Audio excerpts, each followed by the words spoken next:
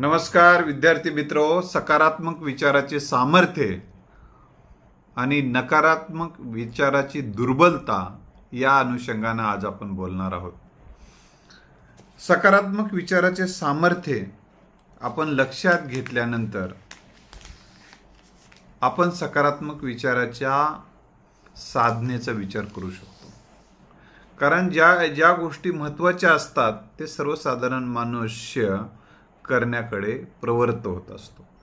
म्हणजे ज्या गोष्टी उपकारक असतात, हितकारक असतात, त्या गोष्टी करण्याकडे माणसाचा कल निर्माण होऊ शकतो।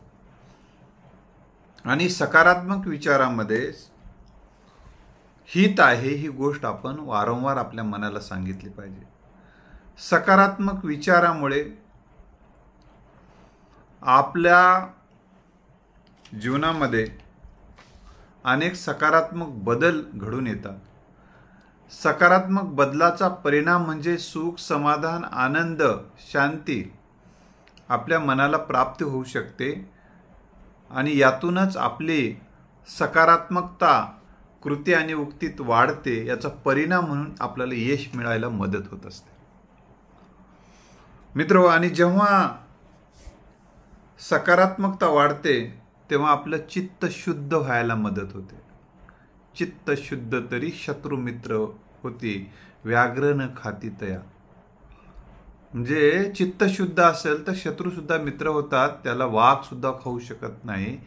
म्हणजे अशा पद्धतीची तुकाराम महाराजांनी मांडणी केलेली आहे। याचा अर्थ वाघ, याचा अर्थ शब्दशः वाघ असा न घेता की कुठलाही घटक त्याच्यावर फारसा दुष्परिणाम करू शकणार नाही असा त्याचा एक मतितार्थ म्हणून आपण घेऊ शकतो।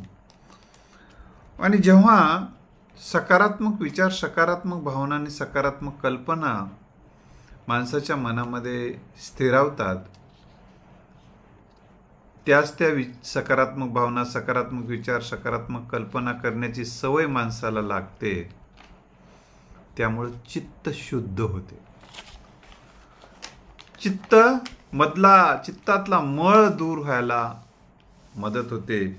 चित्त जे दूषित झालेलं असते अविवेकी नकारात्मक विचारामुळे, ते चित्त शुद्ध व्हायला मदत होते। कारण जेव्हा जर तुम्ही सकारात्मक विचार केला नाही तर सर्वसाधारणपणे जे एखाद्या जमिनीमध्ये तुम्ही जर पीक घेतलं नाही तिथं तण जास्त वाढते। जेव्हा तुम्ही सकारात्मक जाणीवपूर्वक सकारात्मक विचार, सकारात्मक भावना, सकारात्मक कल्पना करून चित्त शुद्ध करून मन सकारात्मक केलं नाही तर बुद्धी सुद्धा सकारात्मक कार्य करत नाही।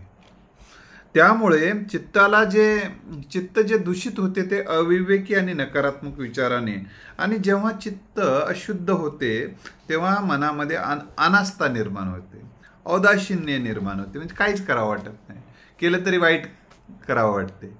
अशी पद्धतीची एक माणसाची अवस्था निर्माण होते। मग तो आळसात झोपून राहतो, काही करावं वाटत नाही, किती खातो, खाण्यावर नियंत्रण नसते, झोपण्यावर नियंत्रण नसते, बोलण्यावर नियंत्रण नसते। त्यातून त्याचं वर्तन हे बेजबाबदार पद्धतीनं घडायला लागते। ते झोपण्यावर नियंत्रण नसते, किती वेळ झोपतो, किती खातो, किती वेळच गप्पा मारत बसतो।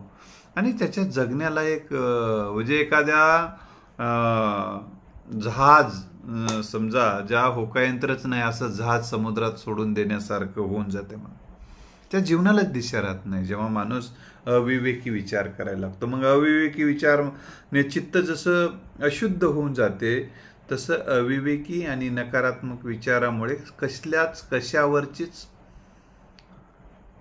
कशावरच श्रद्धा राहत नाही माणसाची। सगळ्याविषयी संशय निर्माण होते आणि कोणाच्या विषयी प्रेम, सद्भावना, माया, ममता, करुणा राहत नाही। कारण चित्त शुद्ध झाल्यावर सगळं विकारी दिसायला लागते, सगळं जगच वाईट आहे असं वाटायला लागते, भयग्रस्त आहे असं वाटायला लागते। मन मग संशय बनते। मग एखादा चांगला मित्र आहे, चांगली मैत्रीण, चांगला मित्र मग ह्या संशय वृत्तीनं, दूषित मनानं, दूषित चित्तानं गमावून बसतो। मग माणसाच्या जीवनामध्ये एकटेपणा येतो आणि हा एकटेपणा त्याला खाऊन टाकायला लागतो। मग त्याला एकांत आयुष्यात मिळत नाही, त्याला एकटेपणाचा शिकार होऊन बसतो। आणि मग दुःखाचा शिकार होऊन जातो तो. आणि यामुळे औदासिन्य, अनास्था, आळस जर निर्माण तर होतोच. त्यामुळे शरीरात जडत्व येते, काहीच करावं वाटत नाही, कुठेच जावं वाटत नाही, कोणाला बोलावं वाटत नाही, फारसं कशातच मन लागत नाही, अभ्यास नको वाटते, काम नको वाटते, आणि काही जीवनामध्ये चांगलं होईल असं वाटतच नाही. हे सगळं नकारात्मक विचाराचा परिणाम आहे. आणि नकारात्मक विचार करण्यामुळे अनेक चित्त अशुद्ध होऊन बसते. आणि शारीरिक तुम्हाला आता सांगितल्यामुळे आळस, तमोगुणी होऊन जातो माणूस. मग त्याच्यात आळसात राहतो, शरीर जडत्व येते, मग वेगवेगळे आजार येतात. आणि याच्यातून दूर होण्यासाठी तुम्हाला सकारात्मक विचार, सकारात्मक भावना आणि सकारात्मक कल्पना मदत करतात हा मनावरचा मळ, चित्तावरचा मळ काढण्यासाठी. आणि एकदा का मग सकारात्मकता मनात, सकारात्मक भावना, सकारात्मक विचार आणि सकारात्मक कल्पना रुजल्या की तुमच्या चित्तामधला मळ आहे, जे चित्त दूषित झालेलं आहे, ते शुद्ध व्हायला मदत होते. आणि जेव्हा चित्त शुद्ध होते तेव्हा मग माणूस सक्रिय होतो विधायक दिशेनं. तर मग त्याला आनंद वाटते, श्रद्धा वाटायला लागते, इतरांविषयी प्रेम वाटावे लागते, आत्मविश्वास वाढायला लागतो. आणि मग अभ्यासातही त्याचं कामामध्ये मन लागते. आणि मग कामात मन लागलं की तो कार्यमग्न होतो. मग ध्येयप्राप्ती त्याच्या जीवनामध्ये व्हायला लागते आणि त्याच्या हातून चांगले कामं होण्यास सुरुवात होते. म्हणून सक्रियता आणि हे सकारात्मकता टिकून ठेवण्यासाठी जशी तुम्हाला सकारात्मक भावना, सकारात्मक कल्पना, सकारात्मक विचार मदत करतात, तसं आपल्या भारतीय ज्ञान परंपरेतला योग साधना तुम्हाला अतिशय मदत करते. ही गोष्ट तुम्ही मनाच्या काळजावर लिहून ठेवा मित्रांनो. तुम्हाला तुमच्या ही योग साधना तुम्हाला अतिशय मदत करते. कारण योग साधना ही तुमच्या शरीरावर जशी काम करते तशा मनावर काम करते, तुमच्या बुद्धीवर काम करते, तुमच्या चित्तावर काम करते. योग साधना तुमचा जो अहंकार आहे वाईट दिशेने जाणारा, त्याला सात्विक अहंकारामध्ये रूपांतरित करण्याचं काम देखील योग साधनेमुळे होत असते. योग साधना म्हणजे आपल्या जीवनाला मिळालेला एक देणगी आहे, मानव जातीला मिळालेली एक देणगी आहे. शरीर आणि मनाला ताकद देण्याचं काम, तुमच्या सकारात्मक विचाराला, सकारात्मक भावनेला, सकारात्मक कल्पनेला ताकद देण्याचं काम योग साधना करते. आणि योग साधनेमुळे जसं शरीर सुदृढ होते, मन सुदृढ होते आणि आत्मबळ वाढते, आत्मविश्वास वाढतो, सेल्फ इमेज स्ट्रॉंग होते. आपणच आपल्या नजरेमध्ये भरतो, आपणच आपल्या नजरेत छान वाटायला लागतो, आपण आपल्याला बेस्ट समजायला लागतो आणि जगही आपल्याला बेस्ट वाटायला लागते. सगळ्याविषयी चांगुलपणा वाटायला लागते, सद्भावना वाटायला लागते, कोणीच वैरी आहे असं वाटत नाही. मग जरी कटुता निर्माण झालेली असेल तरी तिथं प्रेम तयार व्हायला सुरुवात होते. आणि मग सगळ्याकडेच माणूस आपलेपणानं पाहतो. मग क्षमाशीलता त्याच्यामध्ये वाढीस लागते, ॲक्सेप्टन्स पॉवर वाढतो, मग स्वीकार क्षमता वाढते. तो कोणालाही आपलाच आहे, आपलेपणाची भावना वाढते आणि आपलेपणाचा असा विस्तार वाढत गेला. मग आता ईश्वात्मके देवे तेने वागेज्ञ तोषावे, तोषेने मज द्यावे पसायदान होते. मग सगळं ईश्वत माझं आहे असं वाटायला लागते. मग परकेपणाच्या भिंती सगळ्या जातात तुटून, मग आपलेपणाचे अंकुर येतात असे आतूनच फुटून. आतून अशा बिया जशा रुजून येतात पाऊस पडल्यानंतर, तसं आपलेपणाचा भावना अशी उफाळून यायला लागते. मग सगळेच बंधू वाटायला लागतात माणसाला. आणि मग सगळ्याविषयी श्रद्धा, त्याच्याकडे बघण्याचा दृष्टिकोनही मग सकारात्मक नजरेनं पाहायला लागतात. प्रत्येक माणसाला मग तुम्ही आपले वाटायला लागता, कारण तुमची नजर आपलेपणा, तुमच्या चेहऱ्यावरचे भाव आपलेपणाचे निर्माण होतात.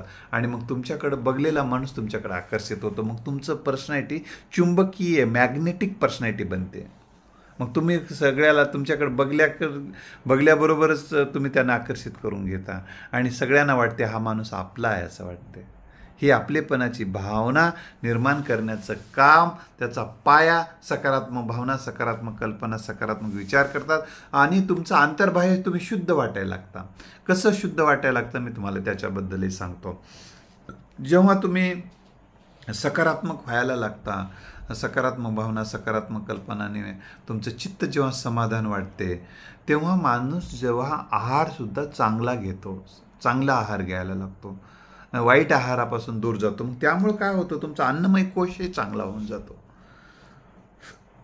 म्हणजे शरीर ज्यानं पोषलं जातं तो अन्नमय कोश, बाह्य स्थूल शरीर ज्या घटकाने बनते, तर तो ज्या अन्नाने पोषित आणि रक्षित असते ते अन्नमय कोश. हे अन्नमय कोश चांगला होतो चांगल्या आहारामुळे. पेशी दूषित होत नाहीत, पेशी शुद्ध होऊन जातात आणि मग तुमच्या चेहऱ्यावर एक तेज यायला लागते. आणि जर त्या दूषित तुम्ही जेव्हा नकारात्मक विचार करता, नकारात्मक भावना करता, मग कसंही खाता, कितीही खाता, त्यामुळे पेशी दूषित होऊन जातात. मग अन्नमय कोश खराब होऊन जातो. त्यातून मग वेगवेगळे आजार उद्भवतात. लक्षात आलं? पुढं तुमचा ह्या सगळ्या मनोमय कोश सुद्धा तुमचा चांगला होऊन जातो. कर्म इंद्रियावर आणि ज्ञान इंद्रियावर मग तुमचं सत्ता गाजवते मन. कर्म इंद्रियावर मन सुद्धा, कर्म इंद्रियावर सुद्धा मन तुमचा सत्ता गाजवते. तुमचं मन नियंत्रणात येते. भावनाच विधायक दिशेने चेतवल्या जातात तुमच्या. आणि बुद्धी तुमची सकारात्मक बनल्यामुळे विज्ञानमय कोशही चांगला होऊन जातो. लक्षात आलं? विचार, तर्क, ज्ञान, विवेक यानेच भारित असणारा, याने प्रभावित असलेला विज्ञानमय कोश देखील तुमचा अतिशय समृद्ध होतो. आणि मग तुम्हाला आनंद वाटायला लागतो. आत्म्यामध्ये, चित्तामध्ये आनंदाचे उकळ्या फुटायला लागतात. मग तुमच्याकडे सगळीकडे तुम्ही प्रसन्नतेचा अनुभव घेता. सगळं आतलं सगळी प्रसन्नता निर्माण होते. आत बाहेर मग तुम्ही एकदम प्रसन्नतेचेच मालक होऊन जाता. तरी मित्रहो, त्यासाठी सकारात्मक विचार, सकारात्मक भावनेच्या पाया रचा. त्यासाठी योग साधनेचा आधार घ्या. योग साधनेमध्ये जसं प्राणायाम आहे, ध्यान आहे, योगासन आहेत. योगासनामुळे शरीर जसं निरोगी बनते, तेजस्वी बनते, लवचिक बनते, तसं प्राणायामामुळे सुद्धा तुमचं शरीर लवचिक, शुद्ध आणि ऑक्सिजनमय बनते. आणि शरीरात उत्साह, आनंद, आत्मविश्वास आणि चैतन्य तत्व, चेतनेचा विस्तार व्हायला लागतो प्राणायामामुळे.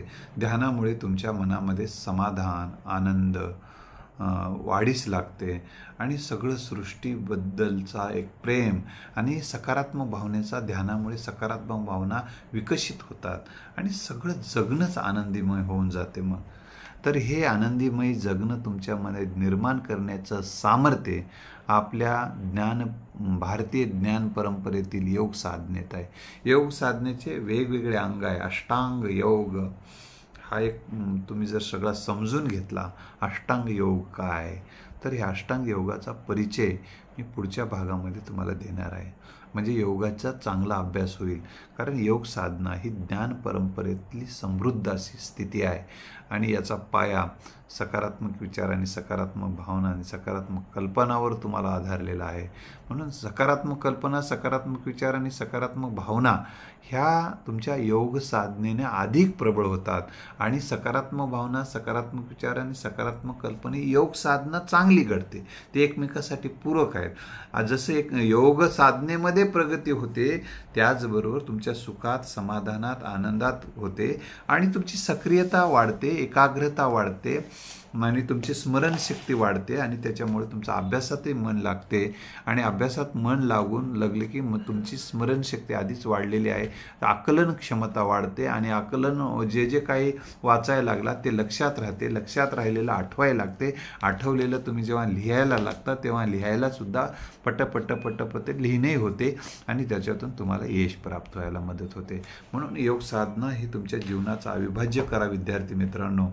तर तुम्ही सुखी, समृद्ध, आनंदी राहाल. तुम्हाला छान झोप लागेल आणि एनर्जी क्रिएट होईल. झोप लागल्या की आपली एनर्जी चांगली क्रिएट होत असते, एनर्जी मिळत असते माणसाला आणि एनर्जीवरच आयुष्य आहे. आणखीन काही महत्त्वाच्या गोष्टी पुढच्या भागात बघूया. धन्यवाद.